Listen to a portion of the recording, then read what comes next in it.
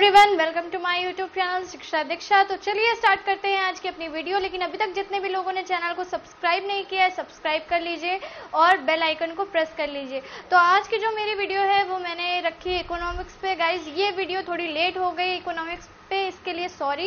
And आज का जो टॉपिक है जहाँ से मैंने छोड़ा था वहीं से कंटिन्यू कर रही हूँ, क्योंकि पहले जो मैंने छोड़ा था वो पहली पंचवर्षीय योजना यानी कि फर्स्ट 5 ईयर प्लान में पढ़ा चुकी थी।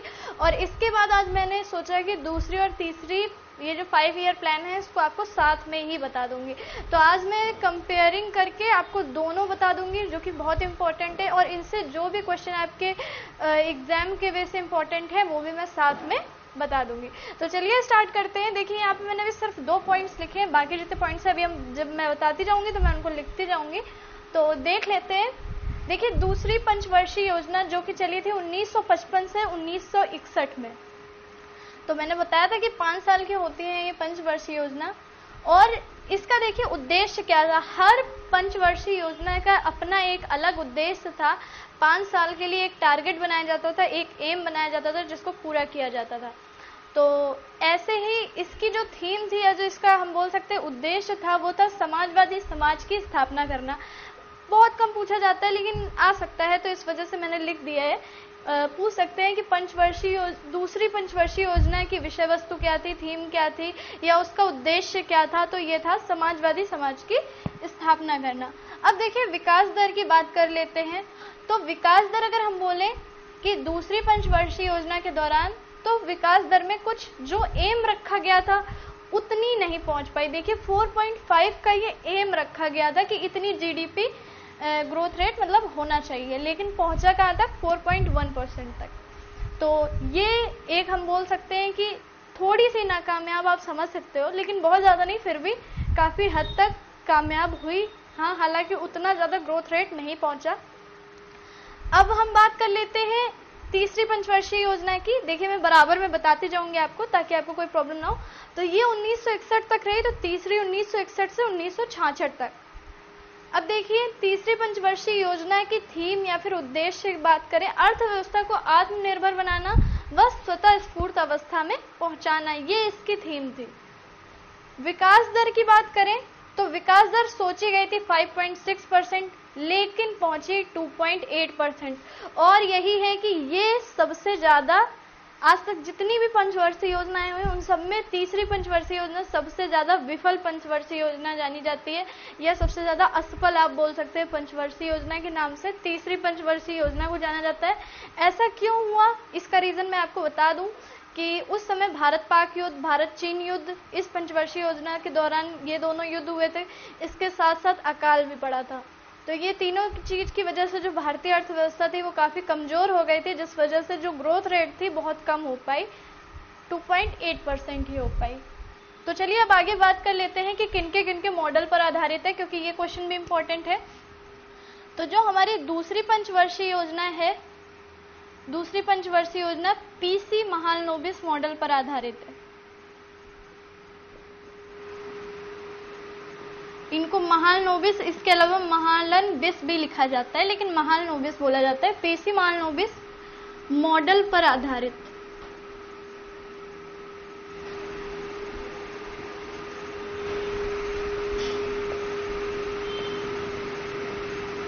मैं पॉइंट्स के अकॉर्डिंग आपको कोशिश करूंगी कि आपको ये दोनों तैयार करवा दूं। तो देखिए ये जो दूसरी पंचवर्षीय योजना थी वो पीसी महालनोबिस मॉडल पर आधारित थी, और ये जो तीसरी पंचवर्षीय योजना थी ये थी सैंडी सुब्रमण्यम मॉडल पर आधारित।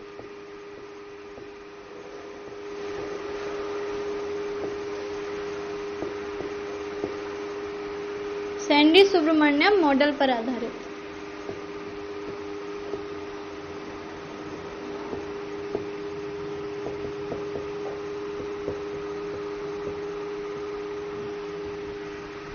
अब आगे बात कर लेते हैं। देखिए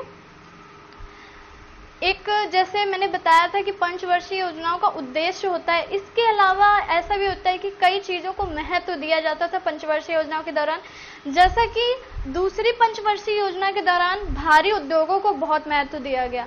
यानी दूसरी पंचवर्षीय योजना में जितने भी हैवी ड्यूटीज वाली कंपनियां, जैसे कि इस्पात कंपनियां, ये सारी, इनकी बहुत सारी कंपनियों की स्थापना हुई, बहुत सारे संयंत्र स्थापित किए गए। तो ऐसे जितने भी भारी उद्योग थे वो सारे के सारे दूसरी पंचवर्षीय योजना के दौरान स्थापित किए गए। तो देखिए यहाँ पे मैं लिख दे रही हूँ, भारी उद्योगों पर महत्व, बस मैंने इतना ही लिख दिया, इससे आप समझ जाएंगे कि भारी उद्योगों पर महत्व दिया गया। अब ये जो आपकी तीसरी पंचवर्षीय योजना थी, इसमें भी जो था उद्योगों पर महत्व के साथ साथ कृषि पर भी आधारित थी। तो कृषि के साथ साथ हम लिख सकते हैं यहाँ पर कृषि व उद्योगों पर महत्व दिया गया।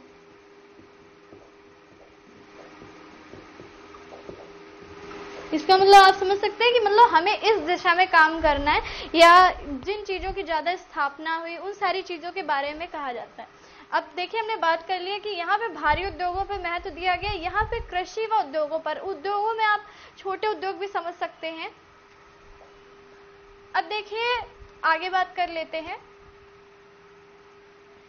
इन पंचवर्षीय योजनाओं के दौरान किन किन संयंत्रों की स्थापना हुई, ये चीजें भी इंपॉर्टेंट है। तो देखते हैं हम, देखिए राउरकेला संयंत्र, ये सब इस्पात संयंत्र हैं।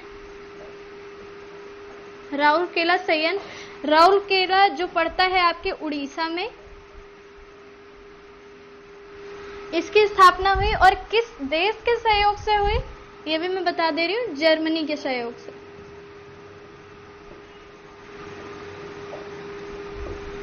क्वेश्चन पूछा जा सकता है कि राउरकेला संयंत्र की स्थापना किस पंचवर्षीय योजना के दौरान हुई, तो दूसरी पंचवर्षीय योजना के दौरान। इस तरीके से आपसे क्वेश्चन पूछा जा सकता है।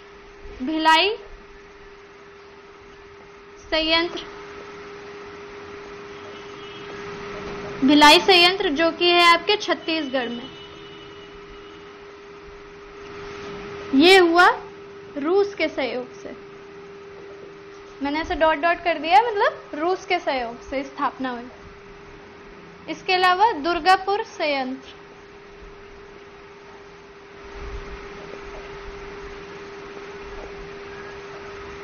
जो कि है पश्चिम बंगाल यानी कि वेस्ट बंगाल में, ब्रिटेन के सहयोग से।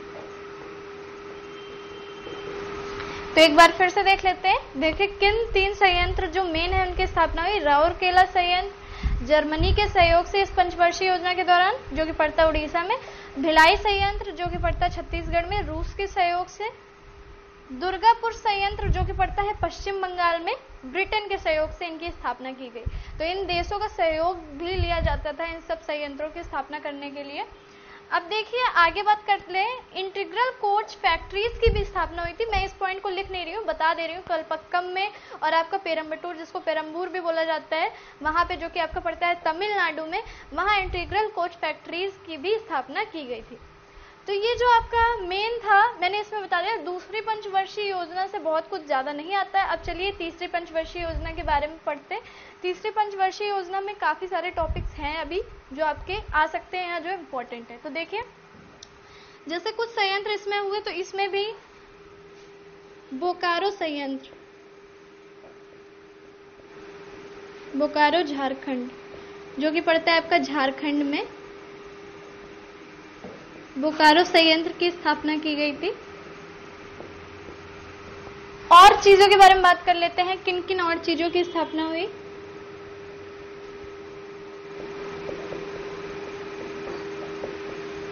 आईडीबीआई की स्थापना,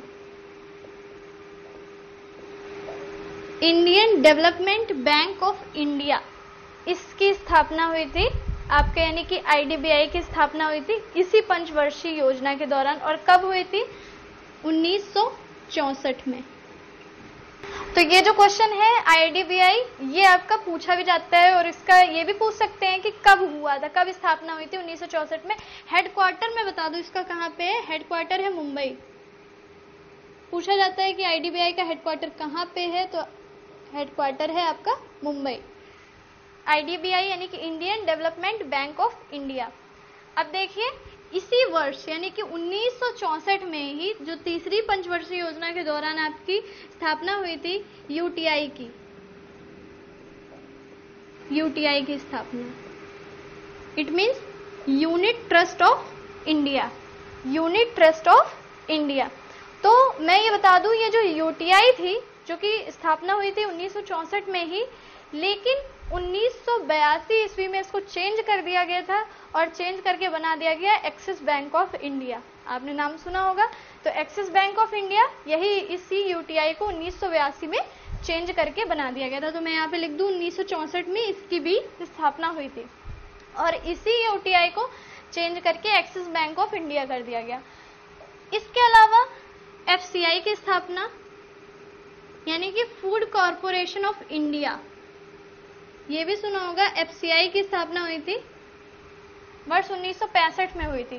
तो आप सारे देख रहे हैं जितने भी सन हैं 1961 से 66 के बीच में आ रहे हैं, यानी कि सारे के सारे ये जितनी भी स्थापनाएं हुई तीसरी पंचवर्षीय योजना के दौरान हुई। अब मैं बता दूं क्योंकि अभी मैंने बताया था कि इसकी विकास दर जो रखी गई थी 5.6%, लेकिन रह कितनी गई, सिर्फ विकास हो कितना पाया 2.8% का। तो ऐसा क्यों हुआ, अभी मैंने बताया भारत चीन युद्ध, भारत पाक युद्ध और इसके अलावा जो भयंकर अकाल था।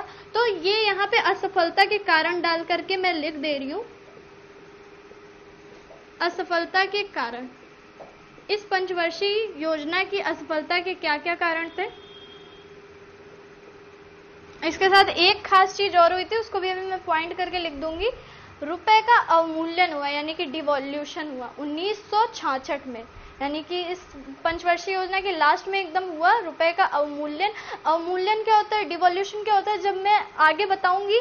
इसके बाद योजना अवकाश चला है, तो मैं जब आगे इसके जस्ट आगे जो वीडियो बनाऊंगी उसमें मैं आपको डिवॉल्यूशन के बारे में अच्छे से बताऊंगी क्या होता है, कोई देश अपना डिवॉल्यूशन क्यों करता है, अपनी मुद्रा का अवमूल्यन क्यों करता है। तो ये सारी चीजें हम अगली वीडियो में बात करेंगे। फिलहाल देख लेते हैं इसकी असफलता के कारण। भारत चीन युद्ध जो कि हुआ 1962 में, भारत पाक युद्ध 1965 और इसके साथ भयंकर अकाल। तो ये तीनों चीजें थी और आप जान सकते हैं जब तीनों चीजें ऐसी हो जाएंगी तो कोई भी पंचवर्षीय योजना होती तो उसका डूबना एक तरीके से कह सकते हैं उसके एम का तय था, लेकिन फिर भी उन्होंने 2.8% की ग्रोथ रेट दी। तो एक अच्छी बात हम बोल सकते हैं। हालांकि सबसे असफल पूछा जाता है कि सबसे असफल पंचवर्षीय योजना कौन सी रही है, तो वो यही तीसरी पंचवर्षीय योजना रही। इतना ज्यादा कम गेन मतलब टारगेट के अकॉर्डिंग इतना कम गेन किसी और भी पंचवर्षीय योजना में, किसी भी पंचवर्षीय योजना में नहीं हुआ। सिर्फ यही एक है जिसमें एम रखा गया था 5.6% का और गेन हुआ 2.8% का। अब देखिए मैंने बताया है कि इसी पंचवर्षीय योजना के दौरान, तो मैं लिख दे रही हूँ तीसरी पंचवर्षीय योजना के दौरान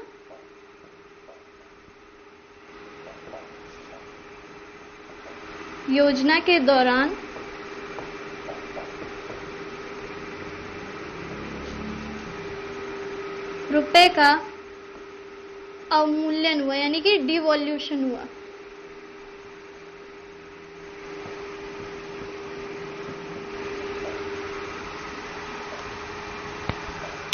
और ईयर भी मैं बता दूं कब हुआ, 1966 में, जो पंचवर्षीय योजना का अंतिम साल जिसको हम बोल सकते हैं उसी दौरान। तो ये सारी चीजें थी। आई होप कि ये आपको सब समझ में आ गया होगा। देखिए मैंने जितना भी इम्पोर्टेंट हो सकता था, जितनी भी चीजें आ सकती थी वो बताई हैं। एंड अगर फिर भी मुझे लगा कि कुछ क्वेश्चन ऐसे हैं जो बच रहे हैं या जो पुराने क्वेश्चन हैं जो कि पंचवर्षीय योजनाओं से उठाए गए हैं, जो कभी एसएससी में आ चुके हैं या किसी भी एग्जाम में आ चुके हैं, वो जब मैं आपकी पूरी पंचवर्षीय योजनाएं खत्म कराऊंगी तो मैं लाइन से वो सारे क्वेश्चन जो भी पंचवर्षीय योजनाओं से बने हैं उनको यहाँ पे सॉल्व कराऊंगी, ताकि आप खुद देख सकें कि आपने जो जो तैयार किया उनमें से कितना कुछ ऐसा है जो आपको आता है, और अगर कुछ एक्स्ट्रा मिलेगा तो वो भी आपके लिए बेनिफिशियल होगा। तो चलिए एक बार फिर से देख लेते हैं। यहाँ पे दूसरी पंचवर्षीय योजना और तीसरी पंचवर्षीय योजना के पॉइंट्स देख लीजिए। इसकी जो थीम थी समाजवादी समाज की स्थापना करना थी, और तीसरी पंचवर्षीय योजना की अर्थव्यवस्था को आत्मनिर्भर बनाना व स्वतः स्फूर्त अवस्था में पहुंचाना। विकास दर जो रही है दूसरी पंचवर्षीय योजना की वो 4.5% एम था और 4.1% गेन हुआ, और जो तीसरी पंचवर्षीय योजना की विकास दर थी वो 5.6% रह गई और 2.8% ही गेन हो पाया। ये टारगेट था 5.6%। तो ये सबसे असफल योजना थी। पीसी महालनोबिस मॉडल पर आधारित थी दूसरी पंचवर्षीय योजना, और तीसरी थी सैंडी सुब्रमण्यम मॉडल पर आधारित। इसके अलावा इसमें भारी उद्योगों पर महत्व दिया गया, और इसमें दिया गया कृषि व उद्योगों पर महत्व, कृषि के साथ साथ उद्योगों पर भी महत्व दिया गया। अब देखिए इसमें जो 3 संयंत्रों की स्थापना हुई, राउरकेला, भिलाई और दुर्गापुर संयंत्र मैंने बताया किन देशों के सहयोग से हुई। इसके अलावा इंटीग्रल कोच फैक्ट्रीज की भी स्थापना हुई। इसमें बोकारो झारखंड संयंत्र जो कि परमाणु संयंत्र है उसकी स्थापना हुई। इसके अलावा IDBI की स्थापना यानी कि Indian development bank of India, इसके अलावा UTI की स्थापना unit trust of India, FCI की फूड कॉरपोरेशन ऑफ इंडिया की स्थापना हुई। असफलता के कारण भारत चीन युद्ध, भारत पाक युद्ध, भयंकर अकाल, और इसी योजना के दौरान रुपए का अवमूल्यन भी हुआ।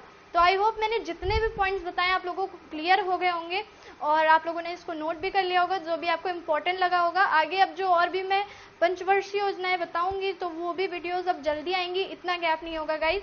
तो मेरी आज की वीडियो आप लोगों को कैसी लगी मुझे कमेंट में जरूर बताइएगा। वीडियो को लाइक कीजिए और शेयर कीजिए। तो चलिए मिलते हैं अपनी नेक्स्ट वीडियो में, तब तक के लिए पढ़ते रहिए, सीखते रहिए शिक्षा दीक्षा के साथ।